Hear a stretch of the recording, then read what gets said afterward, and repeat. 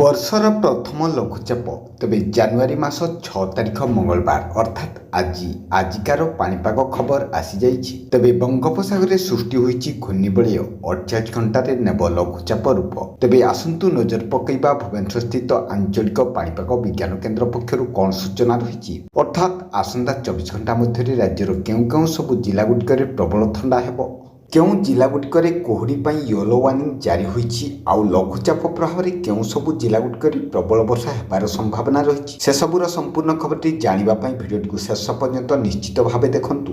ଆଉ ଯଦି ତା ପୂର୍ବରୁ ଆମ ଚ୍ୟାନେଲଟିକୁ ନୂଆ କରି ଆସିଥିଲେ ସବସ୍କ୍ରାଇବ୍ କରିବା ସହିତ ଗୋଟିଏ ଲାଇକ୍ କରିଦିଅନ୍ତୁ, ଆଉ ପାଖରେ ଥିବା ବେଲ୍ ଆଇକନ୍ଟିକୁ ଦବାଇ ଦିଅନ୍ତୁ ଆଗକୁ ମଧ୍ୟ ପାଣିପାଗ ସମ୍ବନ୍ଧୀୟ ସମସ୍ତ ପ୍ରକାର ଟେକ୍ନିକ୍ ଅପଡେଟ୍ ଖବରଗୁଡ଼ିକ ସର୍ବପ୍ରଥମେ ଜାଣିବା ପାଇଁ। ତେବେ ବଙ୍ଗୋପସାଗରରେ ପୁଣି ସୃଷ୍ଟି ହୋଇଛି ଘୂର୍ଣ୍ଣିବଳୟ 48 ଘଣ୍ଟା ମଧ୍ୟରେ ନେବ ଲଘୁଚାପ ରୂପ।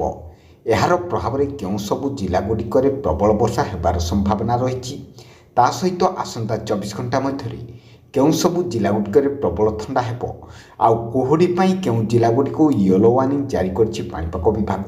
ତେବେ ଆସନ୍ତୁ ପ୍ରଥମେ ଜାଣିବା ଆଜି କୁହୁଡ଼ି ପାଇଁ କେଉଁ ଜିଲ୍ଲାଗୁଡ଼ିକୁ ୟେଲୋ ୱାର୍ଣ୍ଣିଂ ଜାରି କରିଛି ପାଣିପାଗ ବିଭାଗ।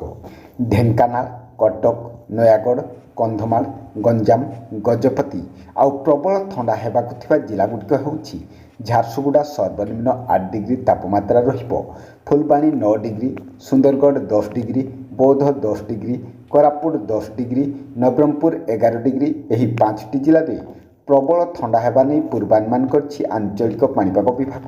ତେବେ ଆଜି ବଙ୍ଗୋପସାଗରରେ ସୃଷ୍ଟି ହୋଇଛି ଘୂର୍ଣ୍ଣିବଳୟ। ଏହାର ପ୍ରଭାବ ଓଡ଼ିଶାର ଦକ୍ଷିଣରେ ପଡ଼ିପାରେ, ଅର୍ଥାତ୍ ଦକ୍ଷିଣ ଓଡ଼ିଶାରେ ପଡ଼ିପାରେ, ଅର୍ଥାତ୍ ଶ୍ରୀଲଙ୍କା ମୁହାଁ ହେବାର ଯଥେଷ୍ଟ ସମ୍ଭାବନା ରହିଛି ବୋଲି ପାଣିପାଗ ବିଭାଗ ପକ୍ଷରୁ ପୂର୍ବାନୁମାନ କରାଯାଇଛି। ତେବେ ଲଘୁଚାପ ରୂପ ନେବା ପରେ ସ୍ପଷ୍ଟ ସୂଚନା ମିଳିପାରିବ ବୋଲି ପାଣିପାଗ ବିଭାଗ ପକ୍ଷରୁ ସୂଚନା ଦିଆଯାଇଛି।